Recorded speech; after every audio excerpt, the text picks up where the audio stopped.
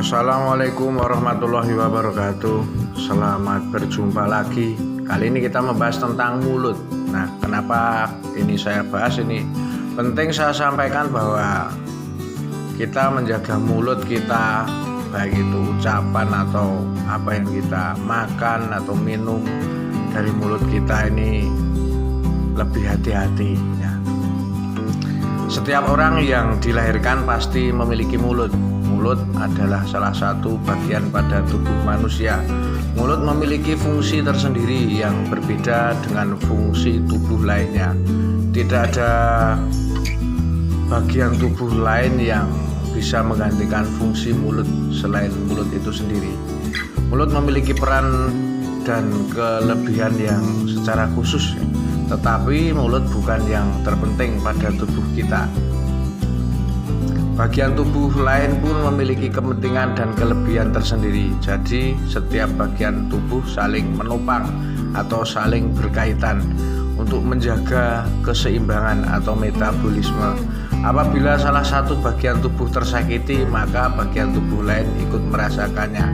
Nah, apabila bagian tubuh tertentu melakukan tugasnya, maka bagian tubuh lainnya juga ikut mendukung. Fungsi mulut sendiri yang utama adalah menjalankan atau menjadi jalan masuknya makanan dan minuman ke dalam tubuh agar tubuh sehat dan kuat. Makan dan minum dilakukan setiap hari sesuai kebutuhan. Selain itu, mulut pun berfungsi untuk berbicara di mana saja, kapan saja, dan dengan siapa saja. Nah, berbicara menjadi alat komunikasi antar manusia dan alat pergaulan sehari-hari sebagai makhluk sosial. Mulut yang dipakai untuk berbicara berkaitan erat dengan hati dan pikiran. Luapan dari hati dan pikiran ini keluar berupa ucapan atau perkataan. Mulut pun bisa mewakili hati yang sombong ataupun hati yang rendah. Ucapan ataupun perkataan ini akan bersifat membangun, ada pula yang bersifat menjatuhkan.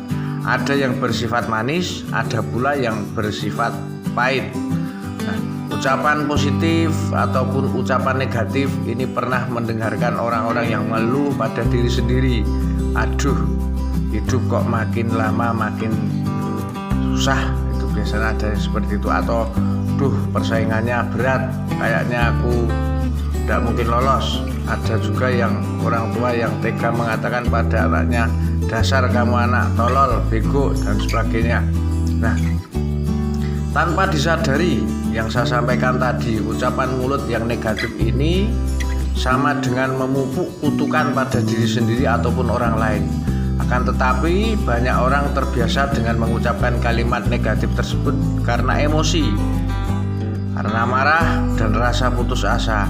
Sama halnya dengan ucapan atau perkataan yang bernada positif, misalnya, wah, luar biasa, kamu memang hebat, good luck, atau memperkatakan pada diri sendiri, aku pasti berhasil, aku pasti bisa, aku pasti bisa. Nah, ucapan-ucapan positif ataupun ucapan yang baik seperti ini sama dengan memberikan harapan masa depan yang cerah. Tanpa disadari bahwa kata-kata yang keluar dari mulut sesungguhnya memiliki kuasa. Bukan mustahil ucapan tersebut bisa menjadi kenyataan. Ucapan adalah sebagian dari doa. Oleh karena itu, mulut yang baik adalah mulut yang memperkatakan atau berkata-kata hal-hal yang optimis, yang positif, yang baik, membangun, dan penuh dengan keyakinan. Menjaga mulut kita dapat mengukur seseorang melalui lontaran ucapannya yang kerap keluar. Ucapan seseorang bisa jadi cerminan dirinya sendiri. Melalui ucapannya akan terlihat bagaimana pola hati, pola pikirnya. Seperti ucapan yang sembrono sampai ucapan-ucapan yang alangkah baik, yang ucapan-ucapan tersebut dipertimbangkan secara baik-baik.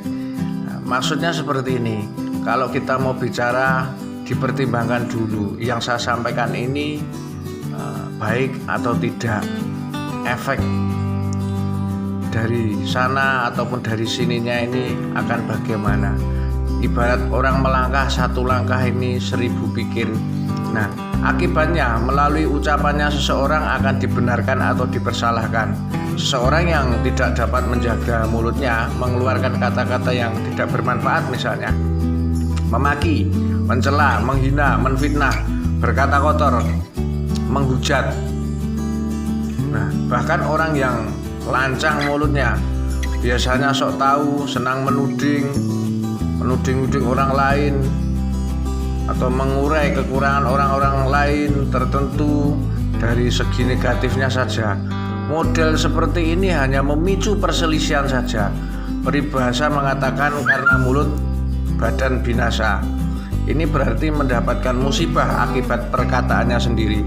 Perkataan yang sembrono dan tak dipikirkan segala sesuatunya, yang tentu berakibat menuai masalah di masa mendatang.